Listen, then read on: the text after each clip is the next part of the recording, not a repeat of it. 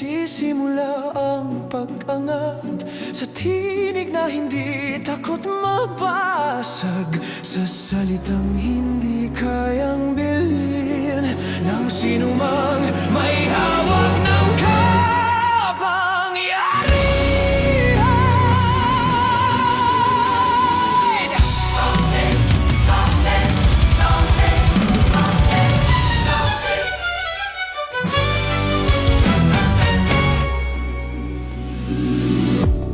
sa bawat sigaw na galing sa dibdib, may apoy na hindi madaling patayin.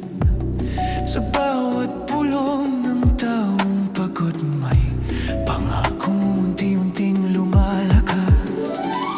At sa bawat tanong na hindi sinasagot, may katotohanang naghihintay lumaya.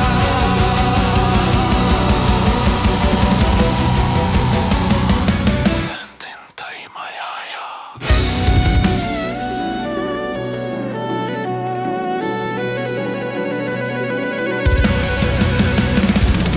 Mayang boses, malayang bukas, hindi ito regalo, kundi karapatang pinaghihirapan sa gitna ng serye ng gulo.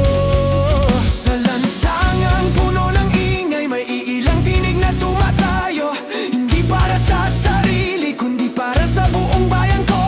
Sa mga kabataang nag-aaral sa ilalim ng poste ng ilaw, sa mga manggagawang bumabangon habang ang mundo ay bugaw. Malayang boses, malayang bukas, ang dilim ay mapapalitan ng liwanag sa dulo. Hindi na kayang takpan ng takot ang ating boses. Binubuo ang kinabukasan sa bawat tapat na salita. Sa mga inang nagdarasal sa gitna ng pagod, naroon ang boses na hindi kayang patahimikin. At kapag sabay-sabay tayong nagsalita, hindi bilang galit kundi bilang pag-asa.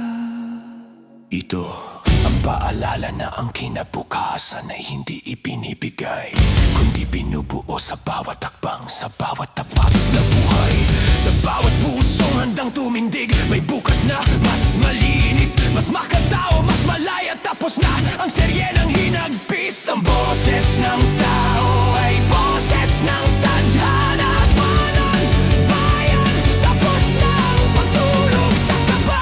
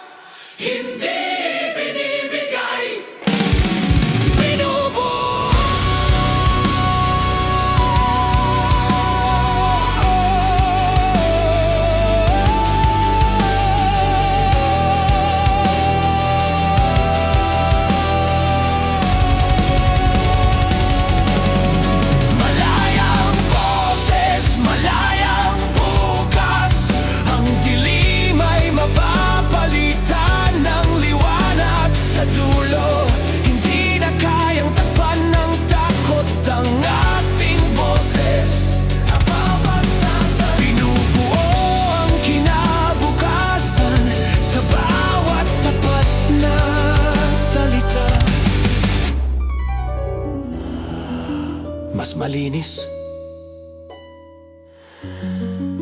mas makatao, mas malaya.